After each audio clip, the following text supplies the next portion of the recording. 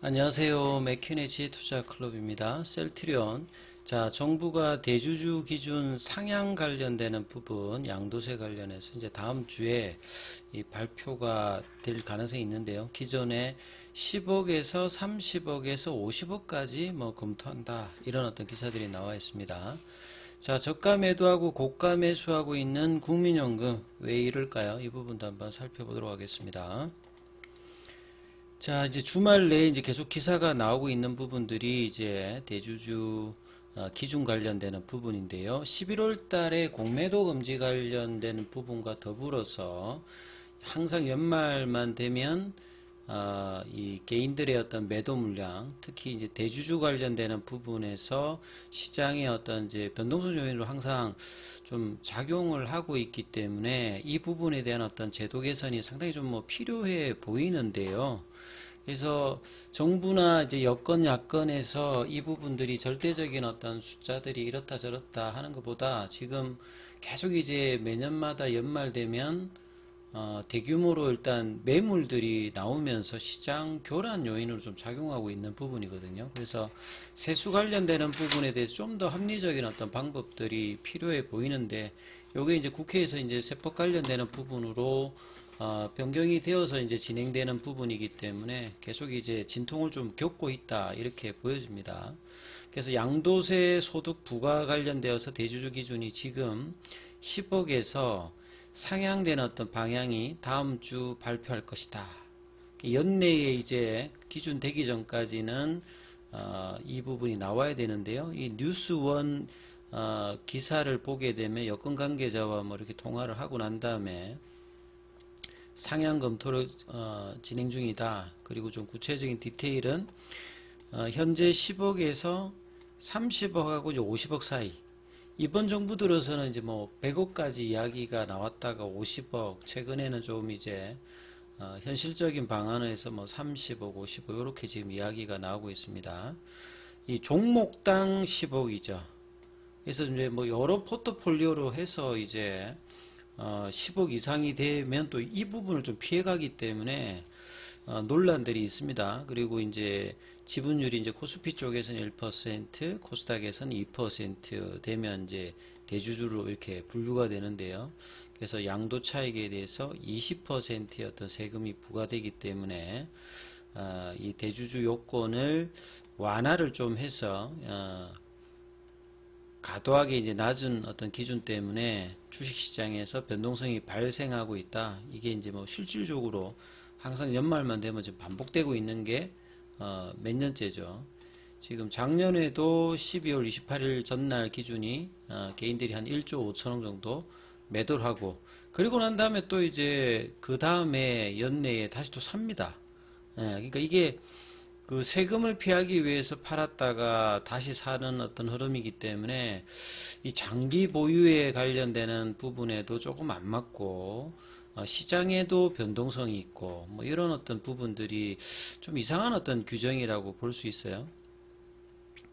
12월 말이면 항상 직전에 팔아서 이 부분들을 좀 회피하고 난 다음에 그 다음에 이제 또 연초 되면 주식을 다시 삽니다. 이게 지금 계속 이제 연례 형사점으로 반복되고 있는데, 대주주 기준은 이제 2000년도부터 이제 그때 이제 100억으로 시작해서 2013년도에 50억, 2016년 그때 이제 뭐 국회에서 이 세법 관련되는 개정이 되어서 장기적으로 이제 낮추자. 그래서 뭐 25억, 15억, 그 다음에 이제 이전 정부 때 10억까지 이제 낮아진 어떤 기준에서 이제 지금까지 좀 유지가 되고 있는 어떤 부분이죠. 그래서 이게 소득세법 시행령 개정을 통해서 변경될 수 있으니까 국회 동의가 지금 필요 없는 부분입니다. 근데 왜 이렇게 지금 11월 달부터 나왔는데 좀 이야기가 안 되는 부분들에 대해서 이제 정부가 이제 이 100억으로 올리는 어떤 방안을 정부 세제 개편에 포함했다가 이 금융투자 소득 관련되는 부분 가세도 요거 2년 유예가 돼 있는 사정이거든요. 그래서 2025년도 되면 금융투자 소득 관련되는 가세 관련되는 부분 뭐 요런 부분을 유예하면서 이제 대주주 기준을 좀 유지했는데, 여기에서 이제 정부가 다시 이제 기준을 상향하게 되면 여러 이제 논란이 좀 있는 상황이죠. 그래서 18일까지 이제 이거 매듭을 짓고 국무회의를 거쳐가지고 시행령 개정을 해서 이제 상정에 처리해야 되기 때문에 올해 마지막 이제 국무회의까지 만약에 한다면 25일. 그러니까 거의 이제 대주주 기준 되는 거에 거의 막판까지 가서 뭐 결정이 될 수도 있는 뭐 그런 어떤 상황이니까 연말까지 이제 이 부분들이 빨리 결정되면 시장의 불확실성이 뭐 해소되는 부분이라고 봐야 되겠죠. 그래서 표를 보시면 2000년도부터 해서 이제 100억 이거는 이제 뭐 이제 지분율 관련되는 이게 계속 이제 낮아진 거죠.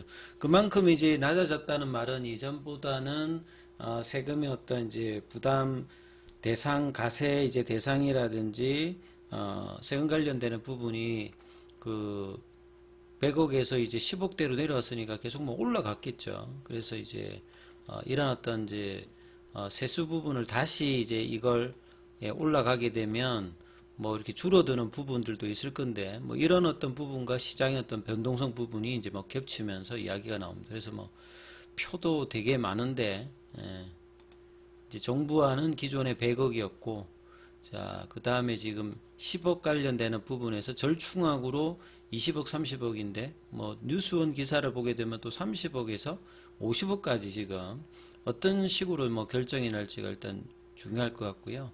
그 다음에 셀트리온의 어떤 주가가 사실 이제 금요일 날에 일단 양봉을 내면서 국민연금도 좀 사고 기관들이 이제 대부분 좀 샀는데 결과적으로 여기도 보면 이제 지수 편입에서 국내 이제 KLX 지수뿐만 아니라 이제 MSCI 지수 관련되는 부분인데 여기도 정권사마다 그 코멘트가 조금씩 달랐습니다. 그래서 이제 이 코멘트가 KRX에서 이제 12월 7일에 나오고 난 다음에 지난주 금요일에는 이 정기 변경 관련되는 부분에서 이제 지수 변경해서 이제 이렇게 나왔죠. 그래서 지수 비중이 그 셀트리온 쪽으로 비중 자체가 한 2.48%로 높아지니까 현재 1.66에서 그래서 코스피 200 지수를 추종하는 패시브 자금이 유입될 것이다. 이렇게 이야기하면서 금요일을 좀 움직였는데요. 이전에 이제 그 11월 달에 MSCI 이제 지수 관련되는 부분에서 삼성증권과 그 다음에 이제 유진투자증권에서 이제 코멘트가 좀 각각 좀 틀립니다. 그래서 MSCI도 마찬가지로 이제 지수 편입을 하게 되면 셀트리온 헬스케어 같은 경우가 이제 같이 이제 지수물에 들어가 있습니다만 이게 뭐 단순히 이제 한 종목으로 합치는 기계적인 작업이기 때문에 패시브 추종 자금의 어떤 매매가 없을 것이다. 뭐 이렇게 이제 삼성증권에서는 이야기를 했어요. 근데 이제 이 유진투자증권에서는 그 금요일날 마찬가지로 여기에 이제 주식 수하고 유동 비율의 어떤 변화를 감안해서 MSCI 내 MSCI 한국물 중에서 셀트리온 비중이 2.3% 가량으로 기존의 1.6%, 2.3%로 이제 증가하니까 MSCI 지수 이제 패시브 추적 자금을 감안해서 한 3,800억 정도의 어떤 매입 수요가 있을 것이다. 이렇게 이야기를 하거든요. 그 뒤에 보면 이제 뭐 코스닥 150 지수, 코스피 200 지수에도 셀트리온 주식수 정가 처리 예측. 삼성전자는 변화가 없을 것이다. 유진투자증권은 패시브 자금의 유입이 있을 것이다. 그래서 이제 이런 어떤 이제 지수 변경을 앞두고 그날 가서 이제 들어오는 게 아니라 사전에 사실 들어오는데 금요일 전까지는 이제 이런 부분들이 일종의 보시게 되면 차익 매수 관련되는 부분의 흐름으로 조금 이제 얘기가 있었거든요. 왜냐하면 셀트리온을 뭐 좀 팔아가지고 셀트리온 헬스케어를 사게 되면 이제 비율을 계산했을 때 이제 주가에 따라서 이제 왔다 갔다 합니다만 일종의 이제 어떤 걸 사고 어떤 걸 파냐에 따라서 차익 매수 관련되는 부분의 이야기들이 조금 나왔던 부분들인데 이제 이런 어떤 흐름들 때문에 이제 수급상에도 영향을 조금 이제 주었던 부분이 있습니다. 그래서 이제 여기 보면 이제 삼성증권에서 이제 이 말을 하잖아요. 차익 거래 유인으로 서로 연결되어서 움직일 가능성이 높다.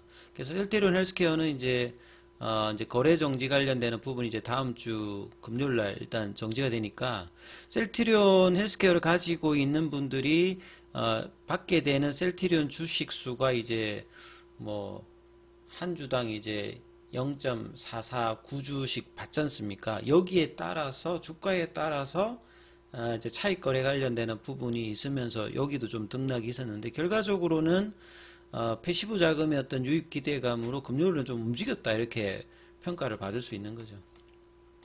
그리고 국민연금 관련되는 부분을 보면 이 부분도 저번에 한번 말씀을 드렸는데 이거 작년 기준입니다만 셀트리온이 이제 탑10 투자 종목에 들어가거든요. 그리고 전체 이제 종목 수에서 보시게 되면 제약바이오 쪽에 보면 삼성바이오로직스가 3.2%로 상당히 이제 비중이 큽니다.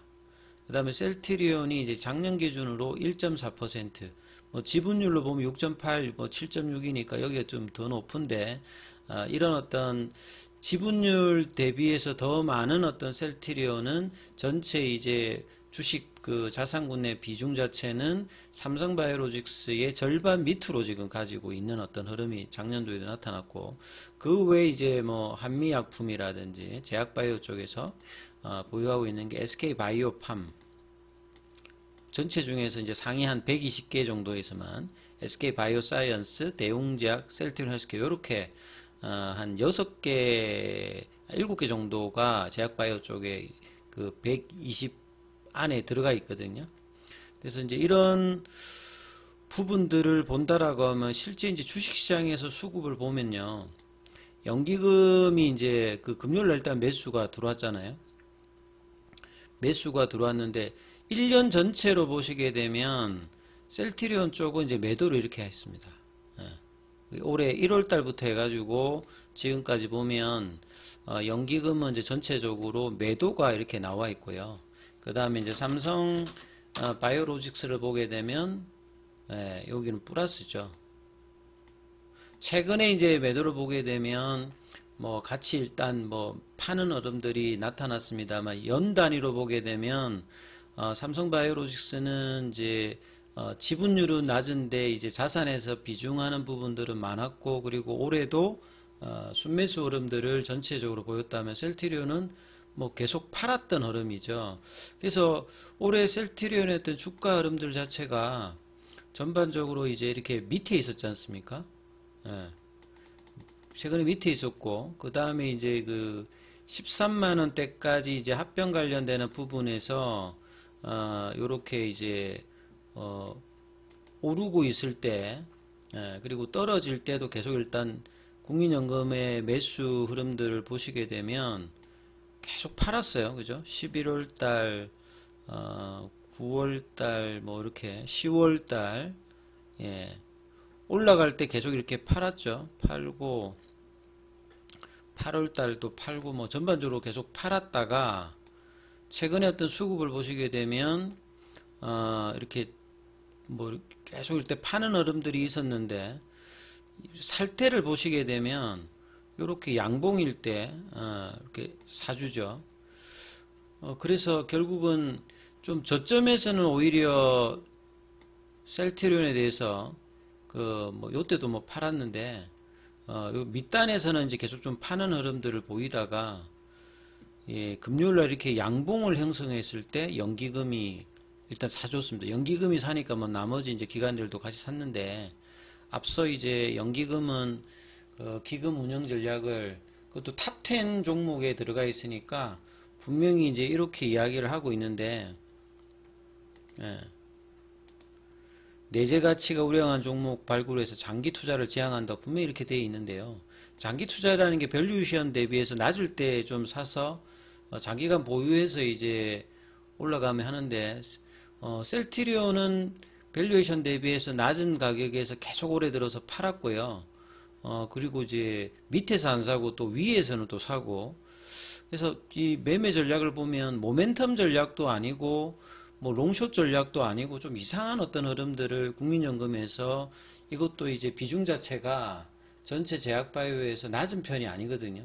그러니까 삼성바이오로직스의 어떤 뭐 준하는 어떤 흐름들을 해야 되는데 마치 삼성바이오로직스하고 셀트리온을 롱숏의 어떤 전략으로 하는 어떤 부분들은 그 국민연금이 이제 투자 전략으로 했던 장기 가치 투자하고는 완전히 좀 다른 거죠. 아예 그냥 사모펀드나 롱숏으로 하는 어떤 흐름을 본다라고 하면 동일한 섹터에서 롱이나 숏을 뭐 취할 수도 있고, 섹터별로 하는데, 그래서 그 운영 전략하고 전혀 다른 식의 어떤 국민연금의 이런 어떤 수급들의 논리들은 분명히 이제 왜 이렇게 하는지에 대한 설명들이 향후에 그 뭐 좀 필요하지 않을까 싶습니다. 그래서 다음 주에 이제 셀트리온 헬스케어가 이제 거래가 뭐 15일날 이제 정지가 되고, 그 다음에 이제 국내 지수뿐만 아니라 MSCI 관련되는 부분까지 이번 주 같이 이제 패시브 자금이 들어온다면 좀 더 이제 올라갈 수 있는 어떤 흐름이 보이지 않을까 이런 생각이 되고, 이때 이제 국민연금의 어떤 포지션이 어떻게 되는지도 계속 살피시면서 그런 판단해 보셔야 될 것 같습니다. 여기까지 하겠습니다.